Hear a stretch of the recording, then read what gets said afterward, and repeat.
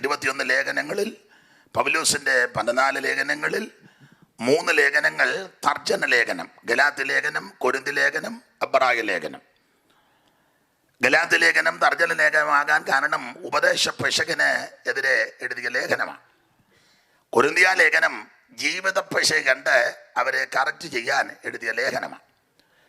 എബ്രായ ലേഖനത്തിൻ്റെ വിശേഷത വിശ്വാസത്തിൽ പിശക് സംഭവിച്ച എബ്രായ ക്രിസ്ത്യാനികളെ സ്ഥിരമായ, ശ്രേഷ്ഠമായ, തനതായ ശരിയായ വിശ്വാസത്തിൽ നിലനിർത്താൻ എഴുതിയ ലേഖനമാണ് എബ്രായ ലേഖനം. എബ്രായ ലേഖനം ധന്യനായ പൗലോസിനാൽ എഴുതപ്പെട്ട ലേഖനമാണ്. ചിലർ പറയുന്നത് ഇത് അഖിലാവും പ്രിസ്കില്ലയും കൊണ്ട് എഴുതി, ബർന്നബാസ് എഴുതി, സഭാപിതാക്കന്മാരിൽ ചിലെഴുതി, ഇങ്ങനെയൊക്കെ ഒത്തിരി തർക്കവും വാദമുണ്ട്. എന്നാൽ എബ്രായ ലേഖനം നന്നായി പഠിക്കുന്നൊരു വേദപണ്ഡിതാവിന് ബോധ്യപ്പെടും ഇത് പൗലോസിനാൽ എഴുതപ്പെട്ട ലേഖനമാണ്. കാരണം ഇതിലെ അധ്യായങ്ങളെ, അധ്യായത്തിൻ്റെ ഘടനകളെ, പദങ്ങളെ, പദാനുപദങ്ങളെ, പടിനിമത്തിലെ പ്രവചന സൂക്തങ്ങൾ എടുത്ത് ചേർത്ത് കോർത്ത് ഇണക്കി വളരെ ക്രമീകൃതമായ നിലയിൽ പുസ്തകത്തിൽ ചാർത്തി ചെലുത്തിയിരിക്കുന്നത് കൊണ്ട് ന്യായപ്രമാണത്തെ പറ്റി അഗാധ പാണ്ഡിത്യമില്ലാത്ത ഒരുവന് ഇത് എഴുതുവാൻ അസാധ്യമാണ്. അങ്ങനെ ഹെല്ലേലിൻ്റെ കൊച്ചുമകനാകുന്ന ഗമാലിയലിൻ്റെ പാഠപടത്തിൽ ഇരുന്ന് ന്യായപ്രമാണത്തിൻ്റെ എല്ലാ കാര്യങ്ങളും വളരെ സസൂക്ഷ്മം പഠിച്ച ധന്യനായ പൗലോസ് തന്നെയാണ് ഈ ലേഖനം എഴുതിയിരിക്കുന്നതിന് അതിനൊരു തർക്കവുമില്ല. ഇപ്പോഴത്തെ ഉപദേശിമാർ ചില പറഞ്ഞത് ആകാൻ സാധ്യതയുണ്ട്, നീ ചിത്രീകരിക്കാൻ നല്ലത്, കാരണം ജനവും കോഴയും. അപ്പോൾ ഇത് എബ്രായ ലേഖനം ധന്യനായ പൗലോസിനാൽ എഴുതപ്പെട്ട ലേഖനമാണ്. ഇനി എബ്രായ ലേഖനത്തിലെ പ്രതിപാദ്യ വിഷയവും ഏറെ നല്ലത് എന്നുള്ള പദമാണ്. ഏറെ നല്ലത്. ഇതിലെ പ്രതിപാദ്യ പുരുഷൻ ഏറെ നല്ലവനാകുന്ന ശ്രേഷ്ഠനാകുന്ന യേശു ക്രിസ്തു. ഇന്ന് രാത്രി ആ കർത്താവ് നമ്മുടെ നടുവിലുണ്ട്. അപ്പൊ ഏറെ നല്ലത് എന്നതാണ് പ്രതിപാദ്യ വിഷയം. അതിലെ ഏറെ നല്ലവനാണ് കർത്താവാകുന്ന പ്രതിപാദ്യ പുരുഷൻ ക്രിസ്തു. ഓരോ അധ്യായത്തിലും യേശു ക്രിസ്തുവിനെ പൗലോസം കൊണ്ട് തെളിയിച്ച് വെളിപ്പെടുത്തി കൊടുക്കുക. യേശു ക്രിസ്തുവാണ് സകലത്തിലും ശ്രേഷ്ഠൻ. അപ്പൊ ഏറെ നല്ലത് എന്ന പദം വരാൻ കാരണം എബ്രായ വിശ്വാസികളിൽ സിംഹഭാഗം ആൾക്കാർ, നിങ്ങൾക്കറിയാം, യഹൂദ മതം വിട്ട് എബ്രായ ഈ വിശ്വാസികൾ യഹൂദ മതം വിട്ട് നസ്രായ മതത്തിൻ്റെ പുറകെ പോന്നവരെ. മതമെന്ന് പറയരുതെന്നാ സാധാരണ പറയുന്നത്, പക്ഷെ ഇപ്പം ഇത് മതമായി വന്നിരിക്കുകയാണ്. ഇനി ഓടക്കൊണ്ടാക്കുന്നില്ല, മാർഗം. അപ്പം യഹൂദമതം വിട്ട് നസ്രായ മാർഗത്തിൻ്റെ പുറകെ, നസറായൻ്റെ പുറകെ ഇവരിറങ്ങിത്തിരിച്ചു. അത് ചെറിയ കാര്യമല്ല. ഇന്നലെ ഓർപ്പിച്ചല്ലോ, ഇവർ ജാതിയിൽ ശ്രേഷ്ഠരായി. യഹൂദനെ കണ്ടാൽ അറിയാം. ഞാൻ യഹൂദനാന്ന് പറഞ്ഞു നടക്കുമെന്നും വേണ്ട. കണ്ട ചില യഹൂദനാന്ന് പറഞ്ഞങ്ങ് നടക്കുക, വറകലം തോറ്റുപോകും. ആരാ എന്തുവാണെന്ന് ഇപ്പം എന്നോട് ചോദിക്കരുത്. യഹൂദനെ കണ്ടാൽ അറിയാം. അതിനൊരു തെളിവാണല്ലോ ശമരിയാക്കാരിയുമായിട്ട് നമ്മുടെ കർത്താവ് സംസാരിച്ചില്ലേ? അവള് ഉച്ച സമയത്ത് വെള്ളം, ഉച്ച സമയത്തല്ലേ?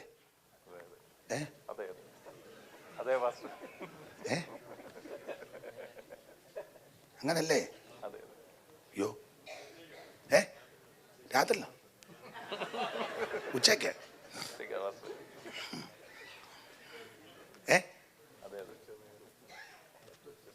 നട്ടുച്ചയ്ക്ക്. അതാ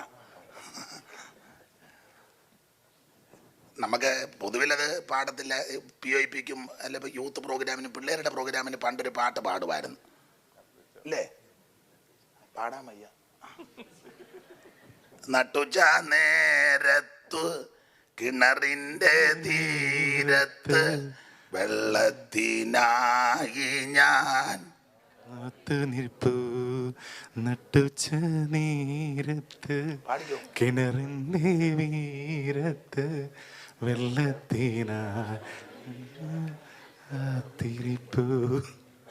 മലയാളം ശരിക്കും ഉച്ചരിക്കണേ, നാരിന്ന് തന്നെ പറയണം.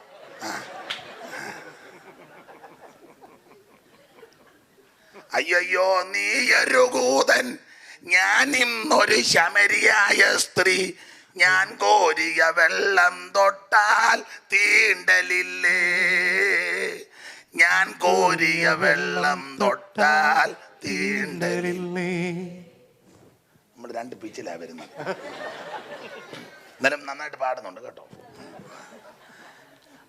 അപ്പൊ നട്ടുച്ച നേരത്ത് ക്രിസ്തു ആ കിണറിന്റെ തീരത്തെത്തി. കിണറിന്റെ സമീപേ വന്നു. ഒരു സ്ത്രീ കുടവുമായിട്ട് വെള്ളം ഭാഗം നിങ്ങൾക്കറിയാം. സഹോദരി അല്പം വെള്ളം കുടിക്കാൻ. ഉടനെ വെള്ളം തരാന്നും തരുവോ തരികയല്ല, ഉടനെ കൊടുത്ത മറുപടി, യഹൂദനായിരിക്കുന്ന നീ. അപ്പൊ യഹൂദനെ കണ്ടാൽ അറിയാം. ഏത് രാജ്യത്തും എവിടെ ചെന്നാലും എവിടെ എത്ര ആൾക്കൂട്ട് തിരുന്നാലും യഹൂദനെ ഞാൻ എൻ്റെ ശൈലിയിൽ അങ്ങ് പറയും, ഒരു പെന്തിക്കോസുകാരനെ എവിടെ വെച്ച് കണ്ടാലും അറിയണം. എവിടെ വെച്ച് കണ്ടാലും അറിയണം. അത് ബാനർ എഴുതി കെട്ടിക്കൊണ്ട് നടക്കുകയല്ല. എന്നെ കണ്ടാൽ അറിയണം നീ ദൈവ പൈതലാന്ന്. സ്തോത്രം. പണ്ട് ഈ വേണ്ടാന്ന് വെച്ചതെല്ലാം നമ്മളിപ്പോൾ പ്രാർത്ഥിച്ച് എടുക്കുക. ഈ ഞാൻ എപ്പോഴും പറയും, പെന്തിക്കോസുകാരെക്കാളും കേരളത്തിൽ പഴക്കം ബ്രദറുകാർക്കാണ്. ബ്രദറൻ പ്രസ്ഥാനം ശക്തിപ്പെട്ടു വരുന്നതിന് മുമ്പ് വിയോജിത പ്രസ്ഥാനം ഉണ്ടായിരുന്നു. അപ്പോൾ സാർ അതിൻ്റെ അധ്യക്ഷനായിട്ടൊക്കെ കാര്യങ്ങൾ നന്നായിട്ട് നടത്തിക്കൊണ്ടിരിക്കും. അപ്പോൾ സാറിൻ്റെ ബ്രദറുകാരുടെ ഉപദേശം തന്നെ ഒരു പാട്ടുണ്ട്. അത് ബ്രദർ സഹോദരന്മാർക്ക് കുറച്ചുകൂടെ തിട്ടമുണ്ട്. ഉപദേശം അവരുടെ ഉപദേശമാണ്. ഒരു വരി വേണേൽ പാടാം. ഈ ബ്രദറുകാർ സഹോദരന്മാരാരിലും സഭ മാറ്റാനൊന്നുമല്ല. ഉണ്ട് എന്ന് കൈ പൊക്കിക്കേ. ആ 3-4 എണ്ണം ഉണ്ടല്ലോ. ദൈവം അനുഗ്രഹിക്കട്ടെ. ദൈവം നിങ്ങളെ അനുഗ്രഹിക്കട്ടെ. വളരെ സന്തോഷം. നിങ്ങൾ ഒന്നുകൂടെ സ്വാഗതം ചെയ്യുക. നല്ല പാട്ടാ. അപ്പം അവരുടെ ഉപദേശമാണ്. നമുക്കൊന്ന് പാടാം. തരമെഴും അലങ്കാരമില്ല, സ്ഥാനമാന ക്ഷോഭമില്ല. തരമെഴും അലങ്കാരം ഇല്ല, സ്ഥാനമാന ക്ഷോഭമില്ല. പരനോട് എതിർപ്പാൻ ഏനമില്ല, പരിഭവിക്കില്ലോ ക്ഷമിക്കാൻ മാത്രമാ ഭാഗ്യമിത്.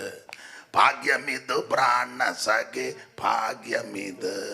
ഭാഗ്യമിത് പ്രാണസഖേ, ഭാഗ്യമിത്.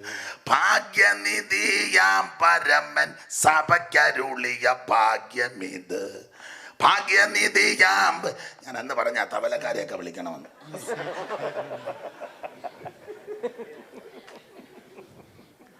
കളിക്കോക്ഷങ്ങൾ രസിപ്പോരില്ല. പണ്ട് കളി ഒരു കളിക്കും പോകില്ല. കബഡി കളിയും കുടുകുട കളിയും പച്ചകളി ഒരു കളിക്കും. ഇപ്പം ഇവിടെ ഈ നാട്ടിലുണ്ട് എന്തുവാ പിക്നിക് എന്ന് പറഞ്ഞ് പാസ്റ്റർമാരുമൊക്കെ. ഒരു പാസ്റ്റർ ചാക്കിനകത്ത് കയറി ഓടുന്നു. എടാ നീ ചാക്കിനകത്ത് കയറി ഓടിയാൽ വിശ്വാസി നിന്നെ ചൂചായുടെ വിലയ്ക്ക് ഇറങ്ങിയവനാ. ചാക്കിനകത്ത് കയറി ഒരു ശുശ്രൂഷകന്റെ കടശാലത്വം ഉണ്ടായിരിക്കണം.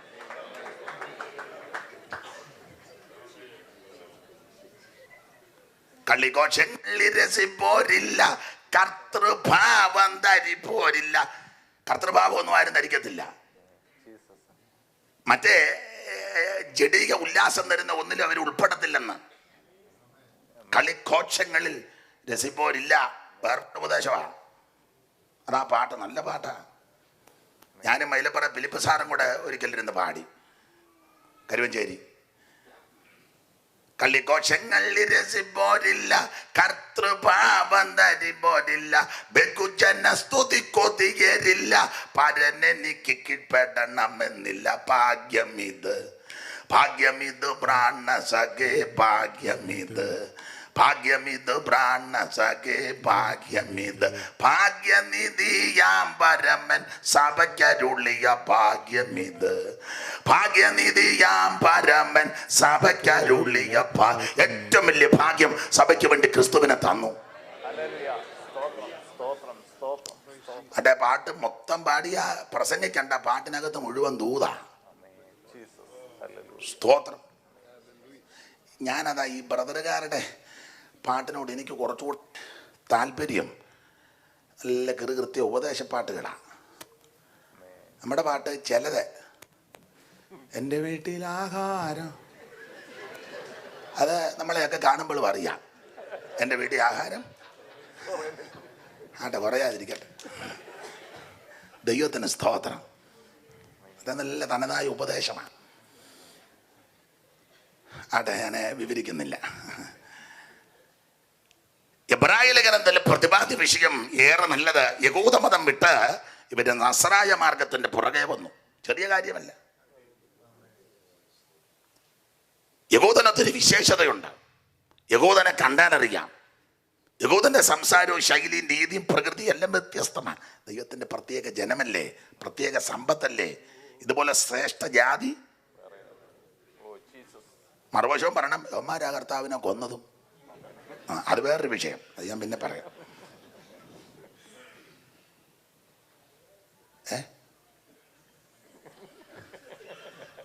കണ്ണാടി വെച്ച ചേരാണ്ട് പറഞ്ഞല്ലോ.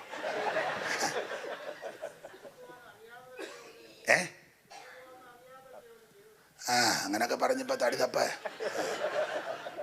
യഹൂദനാന്നോ?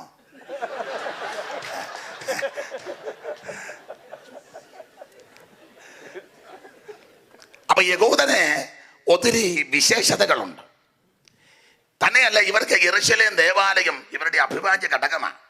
3 ഭാഗങ്ങളായി തിരിച്ചിരിക്കുന്ന ആ ശ്രേഷ്ഠമേറിയ ദൈവാലയം, പ്രാകാരവും വിശുദ്ധ സ്ഥലവും അതിപരിശുദ്ധ സ്ഥലമായി തലകെടുപ്പോടെ മുന്തി നിൽക്കുന്ന ദൈവാലയം. ഒന്നാമത്തെ ദൈവാലയം മോശ മുഖാന്തരം മരുഭൂമിയിൽ തീർത്ത സമാഗമന കൂടാരമാകുന്ന ദൈവാലയം. രണ്ടാമത്തെ ദൈവാലയം ശലോമോന്റെ ദേവാലയം. മൂന്നാമത്തെ ദൈവാലയം ഇത് തകർക്കപ്പെട്ട് കഴിഞ്ഞപ്പോൾ തിരിച്ചു വന്ന് പണിത സെരുബാബേലിന്റെ ദേവാലയം. നാലാമത്തെ ഹെരോദാവ് പുതുക്കപ്പെടുന്നു. 5 സഭയാകുന്ന ദൈവാലയം ഇപ്പോൾ ഉള്ളത്.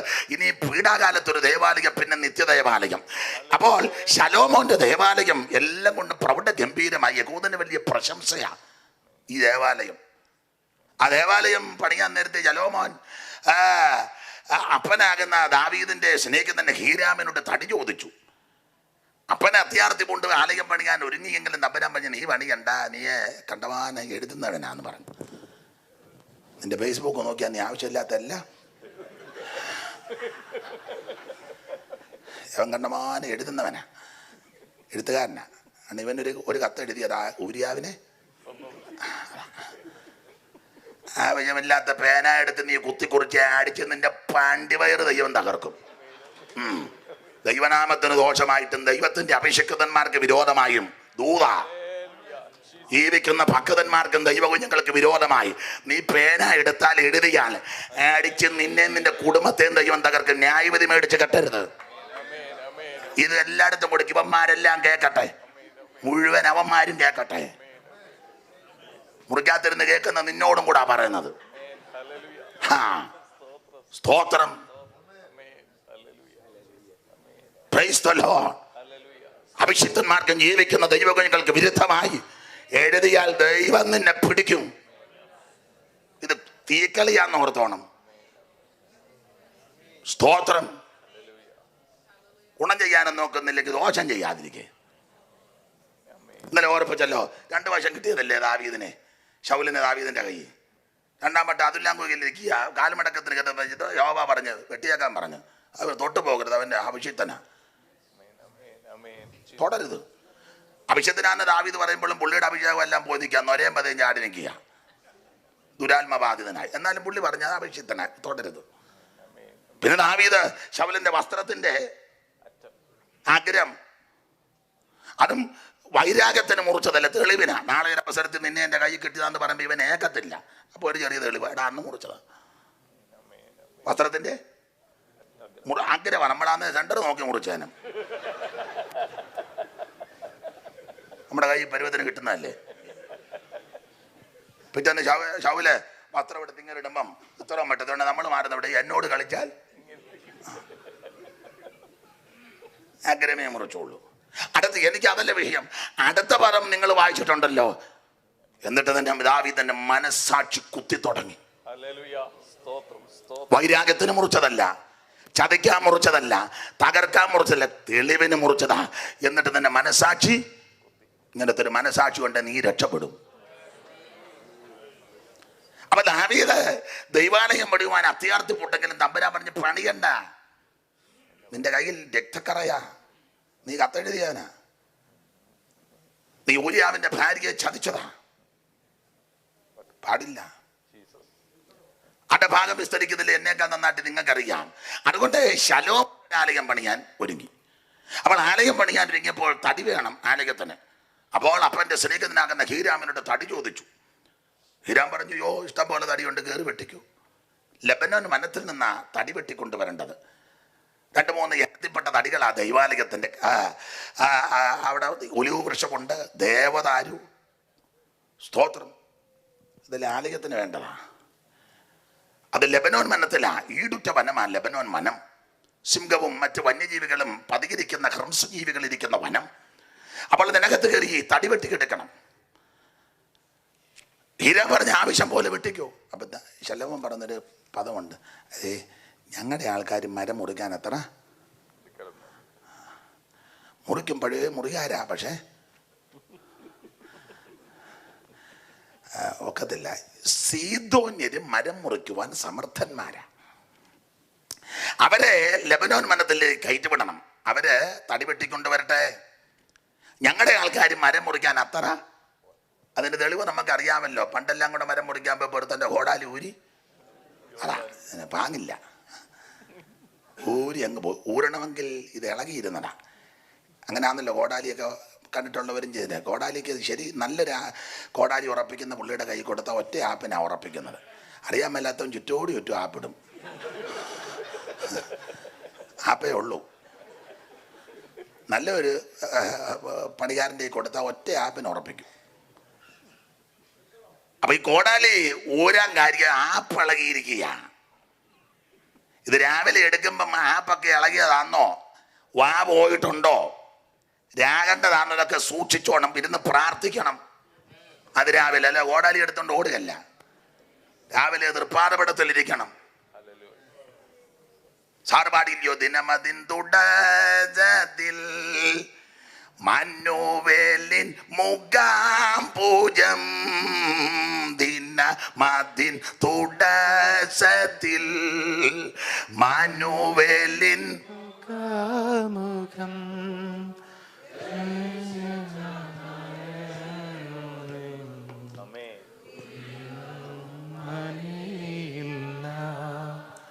ദർശിച്ച നരനൊരു വെളിച്ചത്തിൻ കതിരുകൾ വിളങ്ങുമി സമയത്ത്, വെളിച്ചത്തിൻ കതിരുകൾ സമയത്ത്, ഓ വെളിച്ചമാം യഹോവയെ സ്തുതിക്കണം അവൻ. അപ്പൊ ആ രാവിലെ ദൈവമാരവിടത്തിലിരിക്കണം. എന്തിനേറെ ശ്രദ്ധിച്ചില്ല, കോടാലി എടുത്തുകൊണ്ട് ഓടി മരം വെട്ടിയപ്പോ കോടാലി ഊരി. എനിക്ക് പുള്ളിയോട് സന്തോഷം, പുള്ളി വെട്ടുടനെ നിർത്തി. നമ്മൾ പിന്നെ അതിട്ടങ്ങ് പഴയ വെട്ടുകാരനാണെന്നും പറഞ്ഞ പുള്ളി ഉടനെ കോടാലി പോയപ്പോഴേ വെട്ട് നിർത്തി വെച്ച് പറഞ്ഞ്, യജമാനനെ കോടാലി ഊരി വെള്ളത്തിൽ പോയി വായ്പ വാങ്ങിയതാ. പിന്നെ അത് കോടാലി എടുത്ത മാർഗമൊക്കെ ഉണ്ട്. അപ്പം ഇത് വെട്ടാൻ അത്ര വശമില്ല. ചിലർ 10 കൊല്ലം പ്രവചനം കിട്ടുന്ന ഒരു പ്രായമുള്ള തള്ളി ഒരു വല്യപ്പനും, അതിനകത്ത് ദോത്രം പറയാനും അല്ല, അതിനെഴുന്നേറ്റ് അടക്കാനും. അവർ വേണ്ടെന്നല്ല, അവരും വരട്ടെ. എന്തും വീണ്ടും ആത്മാക്കളാണ് കിടക്കുന്നത്. ഇഷ്ടം പോലല്ലേ, ദേശം വിശാലമല്ലേ. അപ്പൊ ശലോമോൻ പറഞ്ഞു, ഞങ്ങളുടെ ആൾക്കാരെ പോരാ, അതുകൊണ്ട് സീദോന്റെ മരം പൊറിക്കാൻ സമർത്ഥന്മാരാകയാൽ കയറി വെട്ടിക്കൊണ്ട് വരാൻ പറഞ്ഞു. അങ്ങനെ വിവരിക്കുന്നില്ല, വിഷയത്തിൽ വരണം. സീദോനിലേക്ക് ഏറ്റുവിട്ടു. അവർ ലെബനോൻ വനത്തിലോട്ട് കയറി തടി വെട്ടി. നല്ല തടി വെട്ടുമ്പോൾ അതിൻ്റെ രീതികളുണ്ട്. ചെന്നാണ് മരം മുറിച്ച് താഴെ ഇടുകയല്ല. മരം വെട്ടുകാരെ ഇപ്പോൾ കണ്ടിട്ടുള്ളവർക്കും പഠിച്ചിട്ടുള്ളവർക്കും അറിയാം. നല്ലൊരു മരം വെട്ടുകാരൻ ചെന്നാണ് മരത്തിൻ്റെ പാങ്ങും ഒക്കെ ഒന്ന് നോക്കും. നോക്കിയാച്ചാൽ അതിൻ്റെ പൊക്കവും വലിപ്പവും മണ്ണും ഒക്കെ നോക്കിയാച്ചാൽ പിന്നെ ചെറിയ ചെറിയ കമ്പും ഇതുമൊക്കെ ഉണ്ട്. അതെല്ലാം ചെറിയ കൈക്കോടാലിയുണ്ട്. അല്ല എന്നാണ് മഴ വലിയ കോടാലിക്ക് താങ്ങല്ല. ചെറിയ കൈക്കോടാലിക്ക് അതെല്ലാം വെട്ടി കോതി മാറ്റി പിന്നെ വട ഇട്ട് കൊടുത്ത് മേളിൽ കയറി അതിൻ്റെ ശകരമെല്ലാം ഇറക്കും. ശകരം ഇറക്കുന്നതിന് മുന്നേ വള്ളിയുണ്ട്. വലിയ മരത്തിനൊക്കെ വള്ളി വേറെ മരത്തിലോട്ട് കയറി പണഞ്ഞു കിടക്കും. കാട്ടുവള്ളികളെ ആ വള്ളി ഇങ്ങനെ അങ്ങോട്ടും ഇങ്ങോട്ടും ഒക്കെ പണഞ്ഞു കിടക്കും. എന്നാണ് മരം വെട്ടിക്കഴിഞ്ഞാൽ വള്ളി പോകാത്തത് കൊണ്ട് വള്ളിയെ കിടന്നിങ്ങനെ ആടും. അതാ ഇപ്പോൾ അവിടെ തന്നെ രക്ഷിക്കപ്പെട്ടിട്ട് അവിടെ തന്നെ കിടന്ന് ആടുക. വള്ളി വള്ളി വള്ളി മുറിച്ചില്ലല്ലോ. കുടുംബബന്ധത്തിൻ്റെ വള്ളി, പാരമ്പര്യത്തിൻ്റെ വള്ളി, പൗരോഹിത്യത്തിൻ്റെ വള്ളി. സ്തോത്രം. അങ്ങനെ ഒത്തിരി ഒത്തിരി വള്ളികളുണ്ട്. അപ്പം ആദ്യം ആ വള്ളിയല്ല, വള്ളി മുറിക്കാത്ത ഇപ്പോൾ അവിടെ നമ്മൾ രക്ഷിക്കപ്പെട്ട് പിന്നെ ഇപ്പോഴെവിടെ കിടന്ന് തന്നെ പ്രൈസ് ആൻഡ് വർഷിപ്പ് അവിടെ ഉണ്ടെന്നാണ് പറയുന്നത്. വള്ളിയെല്ലാം ഇറക്കി ചില കമ്പ് വേറെ മരവുമായിട്ട് പിണഞ്ഞ് കയറും. അതും വെട്ടി ഇറക്കണം. ഒക്കെ സമയമെടുക്കും. ഒക്കെ വെട്ടി ഉതച്ചിറക്കി മുറിയിട്ട് ഒക്കെ പരുവത്തിനാക്കി വടവിട്ട് വക്കിട്ട് പിടിച്ച് അത് ദൂരെ ഒരു മരത്തിലോട്ടോ അല്ലെങ്കിൽ കരുത്തുള്ള ആൾക്കാരുടെ കയ്യിലോട്ട് അതിൻ്റെ വടത്തിൻ്റെ അറ്റം കൊടുത്ത് താഴോട്ടിറങ്ങി അതിൻ്റെ ഭാഗത്തോട്ട് വീടിൻ്റെതൊക്കെ നോക്കി അതിനെ പാത്തി വെച്ച് സ്തോത്രം ഒടുവില സൂക്ഷ ഉന്നം വെക്കുന്നിടത്ത് വന്ന് വീഴും. ഇത് ദൈവാലയത്തിന് വേണ്ടിയാ. അതുകൊണ്ടാണ് ഈ ചെയ്ത്തെല്ലാം ചെയ്യുന്നേ. അപ്പോൾ അത് വെട്ടി മറച്ചിട്ടാൽ ഉടനെ തടിയെടുത്തങ്ങ് പണിയല്ല. പിന്നെ അവിടെ ഇട്ടത് ഇതിൻ്റെ തൊലി ഉരിക്കണം. തൊലി ഒരുമാതിരി പെറ്റിനെ ഒന്നും തൊലി ഉരിച്ചിട്ടില്ല. തൊലി ഉരിക്കുന്നത് എങ്ങനെയാണെന്ന് ചോദിച്ചാൽ ഒന്നെങ്കിൽ നല്ല കോടാലിക്ക് ചെത്തും, അതല്ലെങ്കിൽ അടിക്കും. അടിക്കുമ്പോൾ ഇളകുവേ അത് ഒരു ചുരിച്ചിഞ്ഞെടുക്കും.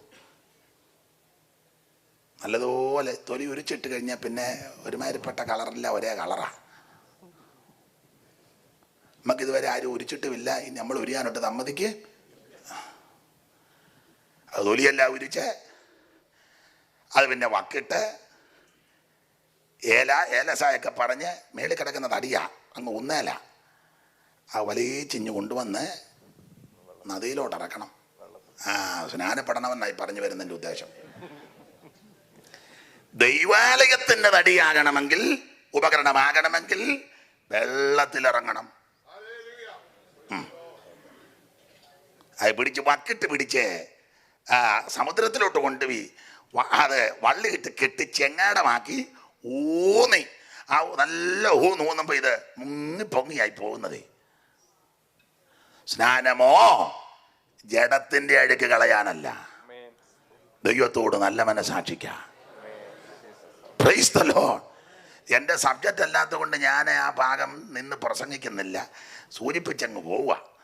അപ്പോൾ അത് നദിക്കകത്തോടെ കൊണ്ടുവന്ന് അത് വെള്ളത്തിൽ കൂടെ പൊങ്ങി ഊന്നിക്കൊണ്ട് സൂവിലിടിപ്പിച്ചപ്പോൾ ശലോമൻ്റെ ആൾക്കാർ വന്ന് വലിച്ച് കരയ്ക്ക് കയറ്റി അതിൻ്റെ നിയോഗിക്കപ്പെട്ടൊരു കൊണ്ടുവന്ന് ചെത്തിയും ഒരുക്കിയും മുറിച്ചും അറത്തുമൊക്കെ കൊണ്ട് പണിത ദൈവത്തിൻ്റെ ആലയം.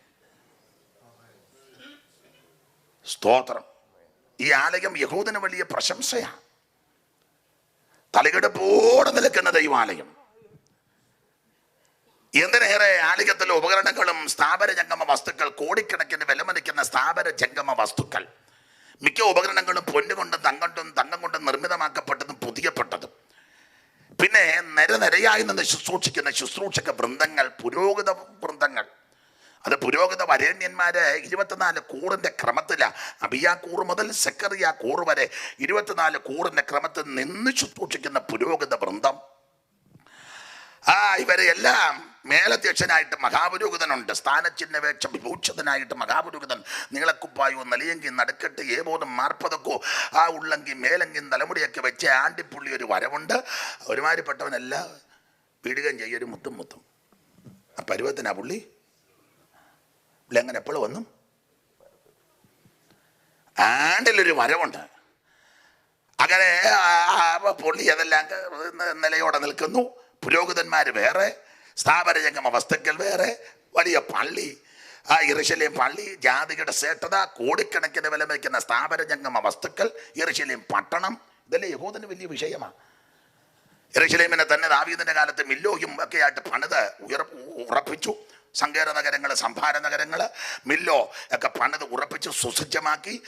അതിൻ്റെ യെരൂശലേമിന് മതിൽ പണിതു. അതിൻ്റെ വാതിലുകളെല്ലാം കൂടെ കൊണ്ട് തൊടുത്ത് 10-12 വാതിൽ: ആട്ടിൻ വാതിൽ, മീൻ വാതിൽ, ഉറവ് വാതിൽ, താഴ്വര വാതിൽ, പടയ വാതിൽ, നീർവാതിൽ, കുതിരവാതിൽ, കുപ്പവാതിൽ, ഹമ്മിക്കാത് വാതിൽ, കിഴക്കേ വാതിൽ, ഗോൺ വാതിൽ, എഫ്രയീം വാതിൽ, ഇങ്ങനെ വാതിലുകളെല്ലാം കൂടെ സുസജ്ജമാക്കി.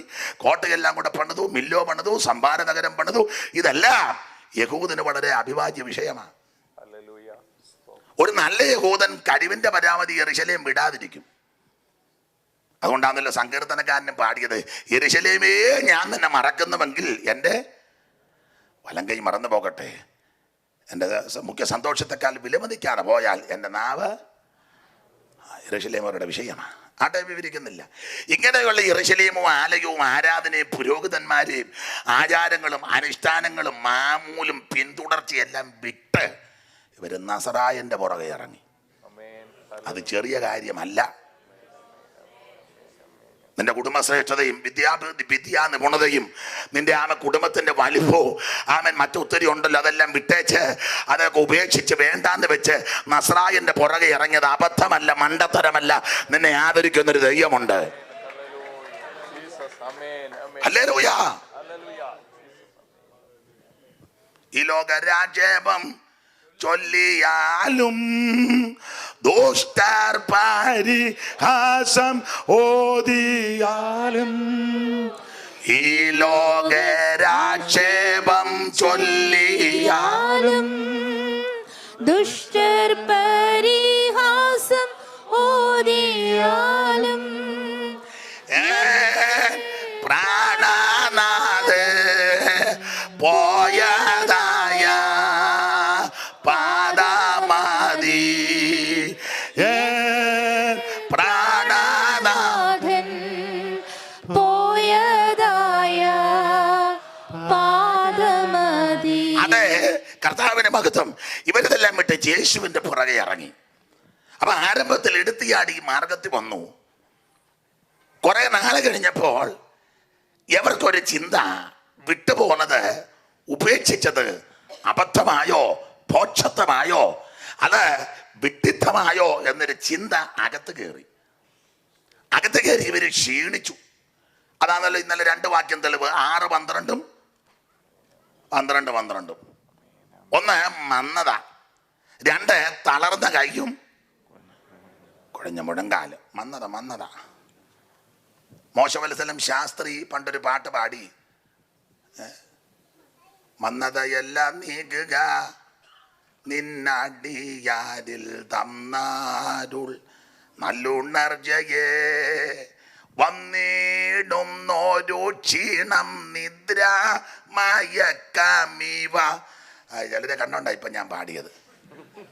വന്നിടുന്നോരു ക്ഷീണം നിദ്ര മയക്കമിവ, ഒന്നാകെ നീക്കി എന്നിൽ തന്നിടുകാത്മശക്തി ഇന്നേരം പ്രിയാ ദൈവമേ, നിന്നാത്മദാനം തന്നാലും. അപ്പോൾ 6:12 മന്നതാ, 12 തളർന്ന കയ്യും കുഴഞ്ഞ മുഴങ്കാലും. അപ്പൊ ഈ വാക്യത്തിന്റെ വെളിച്ചത്തിൽ ഇവര് ക്ഷീണിച്ചു. ഇങ്ങനെ ക്ഷീണിച്ച് വശപ്പെട്ട് പതറിയ ഇവർക്കൊരു ചിന്ത, വിട്ടുപോകുന്നത് അബദ്ധമായോ, ഉപേക്ഷിച്ചത് മണ്ടത്തരമായോ, വേണ്ടാന്ന് വെച്ചത് ഭോക്ഷത്വമാണോ എന്ന ചിന്ത അകത്ത് കയറി ക്ഷീണിച്ചപ്പോൾ അവരെ ഉറപ്പിച്ച് നിർത്താൻ എഴുതിയതായി എബ്രായ ലേഖനം. എബ്രായ വിശ്വാസികളെ, എബ്രായ ക്രിസ്ത്യാനികളെ, നിങ്ങൾ വിട്ടുപോകുന്നത് അബദ്ധമല്ല, ഉപേക്ഷിച്ചത് മണ്ടത്തരമല്ല, വേണ്ടാന്ന് വെച്ചത് വിഡ്ഢിത്തമല്ല. വിട്ടതിനേക്കാൾ ശ്രേഷ്ഠമാ വന്നു കയറിയ സ്ഥലം.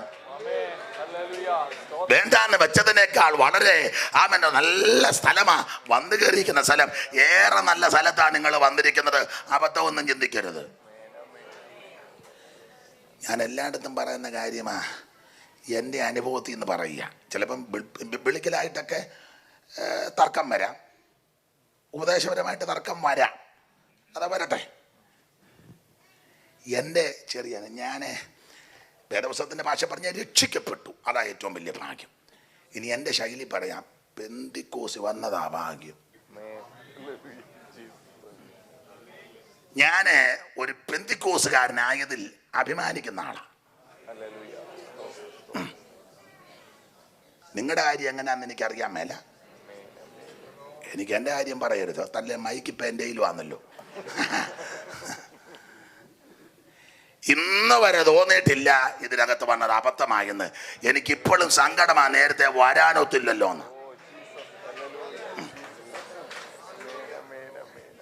കാരണം എനിക്കിപ്പോൾ സൺഡേ സ്കൂളൊക്കെ പിള്ളേർ പഠിക്കുന്ന കാണുമ്പോൾ എനിക്കങ്ങ് സങ്കടം, എനിക്ക് ഒത്തില്ല. അന്നേരം ഞാൻ അമ്പലത്തിൽ നടക്കുകയായിരുന്നു, അമ്പലത്തിൽ പോയിക്കൊണ്ടിരിക്കുക. എനിക്ക് ഇപ്പോഴും സങ്കടം, നേരത്തെ വരാൻ ഒത്തില്ലല്ലോ എന്ന്. സ്തോത്രം. ഇന്ന് വരെ തോന്നിട്ടില്ല വന്നത് അബദ്ധമായെന്ന്. ഖേദമാ നേരത്തെ വരാൻ ഒക്കാഞ്ഞതിൽ. ദൈവത്തിന് സ്തോത്രം, ദൈവത്തിന് സ്തോത്രം. കരുതനാം അവൻ കരത്തിനാൽ പിടിച്ചിരിക്കയാൽ ഒരുത്തനും പിടിച്ചു പിരിക്കുവാൻ വിരുദ്ധമായി വരുന്നതൊന്നു ഏതുമേ ഭയന്നിടാ. വിരുദ്ധമായി വരുന്ന